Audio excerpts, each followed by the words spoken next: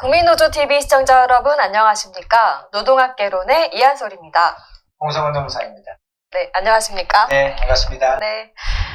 노무사님, 근로기준법에서 말하는 근로자는 직업의 종류를 불문하고 사업 또는 사업장에서 임금을 목적으로 근로를 제공하는 자라고 하죠?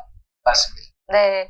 근로에서 근로자성이라는 개념이 굉장히 중요한 것 같은데요. 근로자성이라는 게 무엇인가요? 그렇습니다. 실제로 이게 근로자인지 네. 아닌지를 판단하는 걸 보고 우리는 근로성을 가졌는지 아닌지 이렇게 얘기를 합니다. 앞서 제가 말씀드렸던 것처럼 사용자와 근로자, 이 양 당사자가 맺은 것을 우리 근로계약이라고 하고, 근로자는 근로를 제공하고 사용자는 임금을 지급하는 그런 관계를 우리는 근로계약 관계라고 하는데요. 네. 그러면 거기에서 단순히 일을 하고 돈을 받는다고 하면 그런 사람들을 근로자로 볼 거냐, 이게 이제 문제가 됩니다. 네.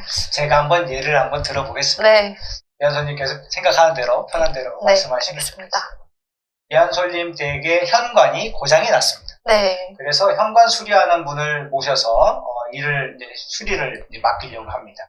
그러면 현관 수리하는 분은 일을 하게 되고요. 네. 그다음에 우리 이한솔님은 거기에 대한 대가를 네. 지급할 겁니다. 그렇다면 이한솔님이 사용자에 해당된다고 볼 수 있을까요? 사용자는 아니지만 소비자라고 생각합니다. 그렇죠. 네. 그렇게 볼 수 있을 겁니다. 네. 그렇다면 그거에 대해서 현관 수리하는 분은 일을 한 거에 대해서 대가를 받았으니까 네. 근로자라고 볼 수 있을까요? 제가 고용은 하지 않았지만 근로를 했으니까 근로자라고 생각합니다. 그렇게 네. 해석할 수 있습니다. 네. 이 말씀은 아닙니다. 네. 이러한 근로자성에 대해서 대법원에서는 판례를 통해 가지고 근로자성을 판단하는 기준을 한 8가지에서 9가지 정도 어떤 기준을 가지고 근로자인지 아닌지를 구분하는 기준을 세워놨습니다. 대표적인 것이 사용 종속 관계라고 합니다. 네. 사용 종속 관계, 그게 뭐냐면은 내가 지휘 감독을 해서 내 뜻대로 된다는 거예요. 예를 들어서 이렇게 아까 우리 현관문 고치는 사람 네, 말씀했으니까 이 이한솔님께서 그 일하는 분에게 문을 드라이버로 이쪽은 고정시키고 이쪽은 하지 마세요. 네. 이렇게 얘기를 했다고 치면 예. 그 사람이 그 말을 따랐을 때는 사용 종속돼 있는 거죠. 자기 뜻대로 못하니까. 네. 근데 전문가가 아닌 이한솔님이 그렇게 한다고 말한다고 해서 그 사람이 그렇게 할까요? 안 하시겠죠? 그렇지 네. 않겠죠. 네. 자기 전문성을 가지고 일을 할 겁니다. 예. 지금 현관문을 고치는 분의 경우에 보면 이한솔님이 현관문 수리를 의뢰했으니까 네. 그걸 현관문 수리가 이제 완료되는 것이 목적이지 않겠습니까? 네. 그걸 보고 일의 완성이라고 하는 측면을 봐서 도급계약이라고 합니다. 네. 그러니까 우리가 근로를 제공하는 보통 직장인들의 경우에는 일의 완성을 목적으로 회사를 다니는 게 아니라 회사에서 지시한 대로 일을 하게 돼 있죠. 그래서 그분들은 매일매일 주어진 일은 마무리는 하겠지만 일이 완료됐다고 해서 집으로 가시는 분은 아니라는 겁니다. 네. 계속 다음 일 또 하고 또 하고 하는 거겠죠. 네. 그래서 계속 근로관계라고 얘기를 합니다. 근데 금방 아까 말씀드린 현관문 수리하는 분은 네. 문을 다 고치면 더 이상 나를 볼 일이 없습니다. 네. 일이 완성으로 끝난 거죠. 그래서 근로계약과 도급계약의 차이점이 바로 거기에 있습니다. 그럼에도 불구하고 우리 판례는 이런 도급계약의 형식을 무늬만 도급계약을 띠는 경우들이 있습니다. 네. 그러니까 예를 들어 신발을 만드는 거. 그러면 신발 만드는 것은 신발 하나가 만들어지니까 도급계약처럼 보이잖아요. 네. 근데 이걸 다음에도 또 하나 만들고 또 하나 만드는데 과거에는 이런 신발 만드는 것을 도급계약이라고 해서 해왔었습니다. 네. 그래서 판례는 이게 도급인지 근로계약인지 형식상은 중요치 않다. 특히 우리 근로계약 관계에서는 실질을 굉장히 중요시합니다. 그래서 문의가 무엇이든 상관없다. 그 안의 내용이 뭐냐? 네. 이걸 이제 기준으로 하는데요. 판례가 이런 사용 종속 관계에 대해서 몇 가지 기준들을 말했는데 그 중에 첫 번째로 얘기를 한다면 업무 내용이 사용자에서 정해졌는지 이렇게 물어보고 있습니다. 네. 그럼 예를 들어서 아까 현관문 고치는 거 네. 정해져 있죠. 네. 그럼 근로자인 것 같아 보입니다. 네. 그 다음에 예를 들어서 그 현관문을 고치는 거에 대해서 모범례가 있지 않겠습니까? 네. 근데 이한솔님은 업무를 일을 의뢰했는데 네. 그런 모범률을 가지고 있을 리가 없겠죠. 그쵸. 그렇죠? 가지고 있으면 네. 전문가죠. 그쵸. 제가 고쳤겠죠. 모범률은 네. 아마 그분이 가지고 있겠죠. 네. 그렇죠? 그래서 이한솔님은 사실은 해용자라고 보기는 어렵습니다. 그러니까 취업규칙이라는 것이 뭐 이런 네. 규정을 가지고 얘기하는 게 아니기 때문에. 네. 그 다음에 일을 함에 있어서 아까 말씀드린 것처럼 드라이버를 여기에다 해주세요.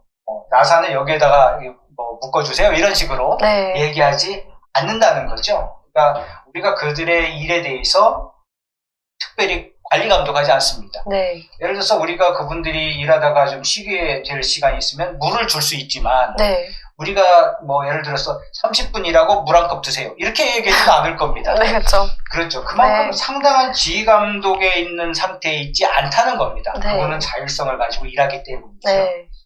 그 다음에 또 하나 살펴보는 게 우리 판례 기준에 근무 시간과 근무 장소가 지정되어 있느냐 이렇게 물어봅니다. 예를 들어서 금방 현관문 고치는 분을 다시 한번 네. 불러와 보겠습니다. 네. 그분의 일하는 시간을 이한솔님이 정하는 건 아니죠. 그쵸. 그래서 내가 빈 네. 시간, 내가 집에 있는 시간에는 와주세요 이렇게 할 수 있지만 네. 그분 보고 아침 9시에 오셔서 6시까지 일을 해주세요. 그건 그렇게는 아니죠. 그쵸. 그렇죠. 네. 근무 시간이 정해져 있다면 그다음에 근무 장소는 뭐 현관문이니까 그게 있겠지만 네. 그런 근무 시간이 정해져 있지 않다면 근로자로 보기 어렵다는 얘기입니다. 네. 판례 역시도 네. 근무 시간과 근무 장소가 정해져 있는지 이걸 네. 하나의 기준으로 또 보고 있습니다. 네. 그 다음에 또 우리가 이제 살펴볼 게 비품이나 작업 도구 이런 것이 누구의 소유냐 이걸 이제 판례가 보고 있는데요. 예를 들어서 현관문 고치는 분 다시 한번 또 불러와서 네. 여쭤보겠습니다. 네. 그분이 가지고 온 드라이버가 누구 거일까요? 그분 거겠죠. 그러겠죠. 네. 이한솔님이 약간 잠깐 빌려줬어요. 네. 그렇다고 해서 그분이 근로자가 되는 건 아니겠죠. 그쵸. 그렇죠. 네. 잠깐 빌려준 빌려주는 거죠. 네. 소유는 누구 거죠? 이한솔님. 예, 제 거죠. 네. 그래서 그런 작업 도구를 누가 가지고 있느냐, 누구의 소유냐에 따라서 근로자인지 아닌지가 정해집니다. 예를 들어서 이한솔님이 드라이버를 가지고 있고 그걸 사용하라고 그분한테 주었습니다. 그래서 이한솔님 지시에 따라서 그 사람이 드라이버를 네. 뭐 예를 들어서 잠궜다든지 풀었다든지 했다면 네. 그러면 그건 이한솔님의 지휘 감독을 받는 사람이 되겠죠. 그쵸. 근데 그분은 자기 걸 가져와서 네. 자기가 알아서 하는 겁니다. 네. 드라이버를 하나 들지 두 개 들지 자기 마음인 거죠. 네. 이와 같이 작업 도구가 누구 거냐에 따라서 근로자인지 아닌지가 달라지고요. 또 하나가 제3자를 고용할 수 있느냐 이거입니다. 예를 들어서 우리가 뭘 물어볼까? 근로자가 이제 채용이 됐는데 회계 네. 전문가. 네. 그래서 격리로 와서 일을 하는데 이 격리가 몸이 아파요. 네. 그래서 사장님한테 와서 사장님 오늘 제가 몸이 좀 안 좋아요. 그래서 제 친구도 네. 저하고 학원을 나와서 격리를 좀 하는데 네. 그 친구 대신 와서 일하게 하고 제가 쉬면 안 될까요? 이렇게 물어봤어요. 그럼 사장님, 이한솔 사장님 네. 뭐라고 하실 것 같습니까? 당연히 안 되지 않나요? 안 되죠. 당연히 안 되죠. 당연히. 그렇습니다. 자, 그런데 또 이런 예를 한번 들어보죠. 네. 우리가 이제 좀 발동네라고 하긴 좀 그렇지만 어려운 여건에 사시는 분들, 네. 이분들의 경우에 연탄을 이제 예를 들어서 네. 겨울이 이제 난방을 해야 되지 않습니까? 그래서 연탄을 이제 실어 옮겨야 됩니다. 그래서 연탄집 사장님에게 연탄 100개를 갖다 주세요. 그랬습니다. 네. 그랬는데 이 사장님이 갑자기 전화 와가지고 네. 제가 좀 무리를 해서 허리가 안 좋은데 저희 아들이 갖다 주면 안 될까요? 이렇게 물어봤습니다. 그럼 뭐라고 하시겠습니까? 그래도 되죠. 그렇죠. 네. 그렇죠. 네. 왜냐하면 다른 사람 써도 되는 거죠. 네네네. 그런 것처럼 누구를 다른 사람을 고용할 수 있느냐 아니냐 대신할 수 있느냐도 근로자인지 아닌지를 따져보는 기준이 됩니다. 네. 금방 연탄집 사장님은 근로자가 아니겠죠. 당연히. 네. 자기 아들을 써도 되니까. 네. 하지만 금방 아프다고 꾀병 부렸던 격리는 네. 근로자겠죠. 근로자. 네. 다른 사람들에다 쓸 수가 없으니까. 이런 기준을 또 보고 있고요. 네. 그 다음에 또 하나가 이제 자기의 계산으로 금전적인 이윤을 창출하거나 손실이나 이런 것들 위험을 이제 자기가 떠안느냐 이거입니다. 네. 아까 예를 들어서 연탄 배달하시는 분 있습니다. 네. 그분이 올라오다가 연탄을 몇 개를 떨어뜨렸습니다. 그러면 그건 누구 책임입니까? 떨어뜨린 건 그렇죠. 책임이죠. 연탄 옮기시는 분, 네. 연탄집 사장님 책임이겠죠. 네. 그걸 전가하는 것은 안 되겠죠. 네. 그런데 예를 들어 아까 경리가 네. 계산을 잘못해서 예를 들어서 10개 물건 사야 될 것을 100개 사버렸습니다. 아이고. 그럼 누구 잘못입니까? 격리 잘못. 경리 잘못이지만 실은 모든 책임은 회사에서 떠안게 되죠. 그쵸. 그렇죠. 경리는 그 안에서 네. 징계를 받거나 뭐 이렇게 될 수는 있겠지만 네. 그건 회사의 책임입니다. 그런 것처럼 그 책임, 그러니까 어떤 일에 대해서 계산을 해서 이윤을 내가 챙길 건지 손해를 내가 감수할 건지 네. 이런 부담 부분을 다 따져보는 것이 네. 이제 근로자성을 판단하는 기준이 될 수 네. 있다는 얘기입니다. 정말 아찔한 예인데요. 비슷한 예를 많이 들어봤거든요. 네. 그렇어요? 네. 맞습니다. 그렇게 이제 판단해 보면 근로자인지 아닌지 알 수 있고요. 그 다음에 보수의 성격이 근로제공의 대가인지 아닌지입니다. 사실 이건 굉장히 어렵습니다. 네. 일한 거에 대한 대가. 아까 우리 그 현관문 네. 소개하신 분도 자기가 일한 거에 대한 대가는 받습니다. 하지만 그 대가 자체가 보수냐 아니냐. 아까 지금 이제 우리가 계약의 성격을 보기 때문에 이 부분은 사실 좀 지금 뭐 다 설명하기엔 너무 다뤄야 될 내용이 많아서 담배하십니다. 네, 이거는 이 정도로만 먼저 하고요. 네. 좀 더 이해하기 쉽게 이런 얘기를 해보겠습니다. 네. 우리가 영업사원이 있습니다. 그러니까 우리 프랜차이즈라고 해볼까요? 네. 예를 들어 침대를 판매하는 대리점을 모집했습니다. 네. 그리고 이한솔님이 대리점 사장님이십니다. 네. 침대를 팔면 그 본사로부터 인센티브를 받습니다. 네. 그러면 이 인센티브가 어떻게 침대를 매달 몇 개 정도 팔 수 있을 것 같습니까? 한번 생각해 보시죠. 그냥 편하게 10개? 뭐 5개? 제가 사장님이면 더 많이 그러니까 사장님이라고 치고 더 많이 팔아야 되지 않을까요? 한 10개라고 할까요? 그러면 이번 달에 10개 팔았습니다. 네. 다음 달에도 10개 팔 수 있을까요?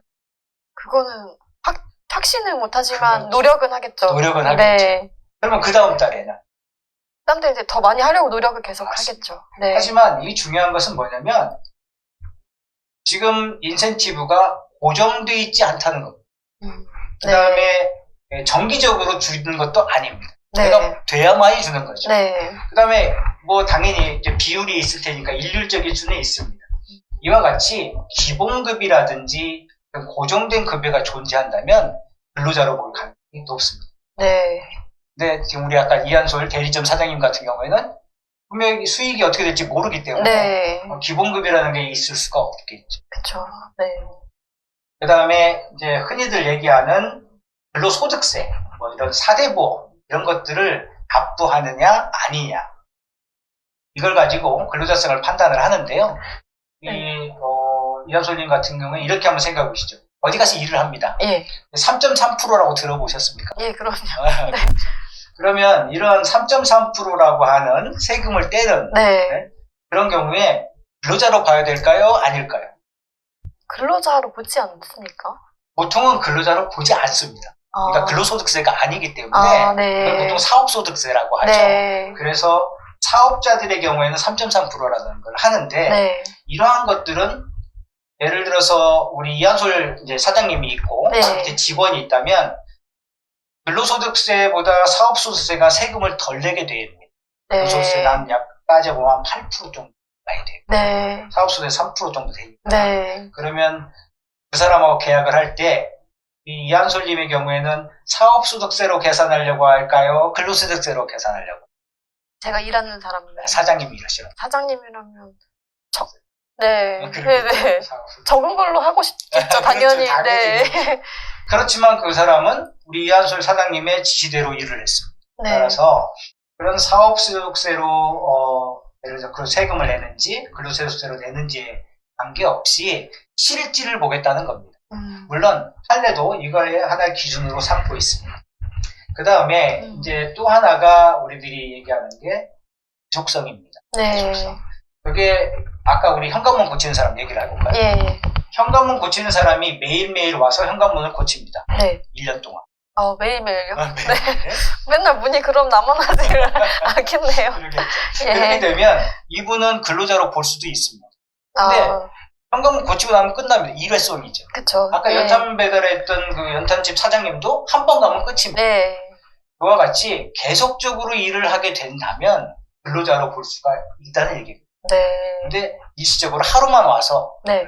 물론 일용직이라는 건 따로 이제 얘기해야 되겠지만 금방 같이 현관문 고치거나 네. 연탄 배달이거나 이런 경우에는 계속성이 없이 일회만 하고 마는 거죠. 네. 그 다음에 전속성이라는 개념이 있습니다. 전속성은 우리가 전속 배우 이런 예. 것처럼 어디에 막 혼자 속해 있는 것처럼이죠. 네네. 예를 들어서 연탄 배달하는 사장님께서 네.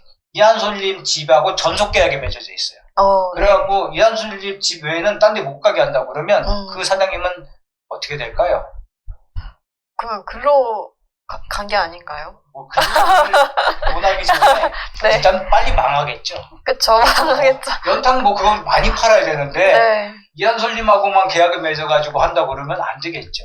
그래서 다른 사람하고도 쉽게 계약을 맺을 수 있는지 네. 아닌지. 네. 그러니까 한 회사에만 종사하는 게 아니라 여러 곳을 뭐 돌아다니며 네. 하는지 이게 근로자성을 판단하는 기준이 또 됩니다. 굉장히 많네요. 아, 그렇죠. 네. 그 다음에 이제 이러한 여러 가지 제도들을 우리가 얘기를 했는데요. 네. 이런 기준들에 대해서도 실제로 조금 더 깊이 들어가서 본다고 하면 네. 과연 그게 노동관계법에서 보호할 필요성이 있는 사람이냐. 그게 또 한 번 중요한 얘기입니다. 그러니까 열악한 지위에 있는 그러니까 사용자의 우월한 지위에서 네. 근로자들에 대해서 아까 지금 지휘 감독하거나 사용 종속돼 있다고 했지 않습니까? 네. 실제로 우리 이한솔님 한번 생각해 보세요. 네. 어디 회사에 가서 일을 하게 되면 네. 돈 받으러 가죠, 일을 하고. 그쵸. 하지만 사장님이 예를 들어서 여기 뭐 심부름 좀 해갖고 와, 뭐 좀 은행 좀 갔다 와, 그러면 이한솔님 안 갈까요? 갈 것 같은데요. 별 수 없이 가겠죠. 네. 그냥 눈치 보면서 네. 싫은데도 가겠죠. 그게 바로 경제적으로만 종속된 게 아니라 네. 임금이라고 하는 돈에 대해만 종속된 게 아니라 사회적 지위에 의해서도 종속되어 있다고 보는 거예요. 네. 그래서 우리가 근로자를 보호할 필요성이 높다는 이유가 네. 단순히 사용자와 근로자가 동등한 대우를 해야 되겠지만 그런 관계가 되지 않는다면 네. 당연히 근로자들의 지위는 낮아질 수 있습니다. 네. 자, 그러면 여기에서 오늘 이제 마지막적으로 한번 얘기를 해보면요. 네. 이렇게 얘기하죠. 현관문 고치는 사람. 예. 바쁘시네요, 오늘. 네. 이한솔님이 그 현관문 고치는 사람이 이제 와서 일을 하는데, 네. 예를 들어서 현관문 고치다가 현관문이 이제 넘어져서 네. 그분이 다치게 되었습니다. 네. 그러면 이 사람이 내가 다친 거에 대해서 이 산재다. 일하다가 다쳤다. 그래서 이한솔님을 대상으로 네. 산재 책임을 져라. 라고 한다면 이한솔님은 뭐라고 얘기할 것 같습니까? 어떻게 생각할 것 같습니까? 좀 황당할 것 같은데요. 그렇죠. 왜 내가 해야지? 이런. 예. 조금 더 나아가서 이제 이한솔님이 내가 왜 책임을 져야지? 뭐 이렇게 얘기를 하면서 네. 거부를 했습니다. 네. 그랬더니 이 사람이 혼자는 안 될 것 같으니까 네. 주위에 있는 현관 수리하는 사람들 네. 10명을 데려왔습니다. 네. 그래서 이한솔님 앞에서 집 앞에서 산재 보상해라. 뒤두르고 외치는 겁니다. 투쟁을 저희 집 앞에서. 그렇다면 그 네. 행위가 근로자로서 인정받는 행위라고 볼 수 있을까요? 당연히 아니라고 생각합니다. 그렇죠. 네. 지금 우리가 여기서 지금 말씀드렸던 것처럼 이와 같습니다. 예를 들어 또 하나 더 나가볼까요? 그 문이 넘어져서 현관 수리하는 분이 사망을 했다고 쳐. 네. 그러면 이것이 우리들이 요즘 얘기하는 중대재해법의 대상일까요? 너무 안타깝지만 저한테는 안 될 것 그러겠죠. 같습니다. 좀 무리한 얘기겠죠. 예. 실은 지금과 같이 근로자성을 띠지 않는 사람들에 대해서 지금 이제 이한솔님 같이 소비자인 사람들, 뭐 일을 의뢰한 사람들의 책임을 사용자로서의 책임을 넓히는 것이 사용자성을 확대한다는 얘기고요. 네. 그 다음에 현관문 수리하신 분이 근로자가 아님에도 불구하고 그들의 그러한 주장을 우리가 들어주자, 받아주자라고 얘기하는 게 근로자성의 확대 얘기입니다. 그러면 실제로 근로자성을 확대하면 좋겠지만 실제로 또 사용자성을 확대하면 좋겠지만 지금 말씀하셨던 것처럼 네. 누군가에게는 불측의 손해, 피해를 주게 되는 경우가 됩니다. 네. 단순히 어느 한 부분을 넓힌다고 해서 그게 과연 사회의 정의냐? 이건 또 우리가 한번 퀘스천이죠. 사실은 예. 다시 한번 생각해 볼 필요가 있다 이런 생각이 네. 듭니다. 근데 그 예를 들어보니까 좀 생각나는 법안이 하나가 있는데 맞는지는 모르겠습니다만 노란봉투법이라고. 아 그렇죠. 요즘도 예. 그게 이슈가 되죠. 네. 역시 그래서 뭐 그런 비슷한 관점에서 맥락인가요? 네. 이제 바라본다면 예. 조금 더 이해하기가 쉽지 않을까 네. 그런 생각이 듭니다. 네. 오늘 이 정도로 해서 네. 근로자성을 이제 어떤 판단하는 기준을 예. 여러분들 소개해드렸는데 앞으로 이 얘기는 네. 계속 나올 얘기라서 네. 간단하게 한번 이 정도로 정리를 해봤습니다. 어떻게 도움되죠? 네, 정말 중요하지만 사실 그 일반 분들이 잘 모르는 부분도 많고 좀 긴가민가 하는 부분도 많거든요. 그런 부분들 얘기해 주셔서 굉장히 도움이 많이 되는 것 같습니다. 예, 앞으로도 잘 부탁드리도록 하겠습니다, 노무사님. 네. 좋습니다. 네. 오늘 이렇게 또 근로자성에 대해서 성은 노무사님과 같이 좀 얘기를 해봤는데요. 저희가 그 노동학개론에서 앞으로 그 여러분의 사연을 받아서 노무상담을 해드릴 예정입니다. 사실 일반인분들이 노무사를 찾아가서 상담을 받는 게 쉽지 않은 경우도 굉장히 많잖아요. 예, 그런 사연들을 저희에게 보내주시면 홍성은 노무사님께서 친절하게 잘 상담해 드리도록 하겠습니다. 네, 지금까지 시청해주셔서 감사합니다.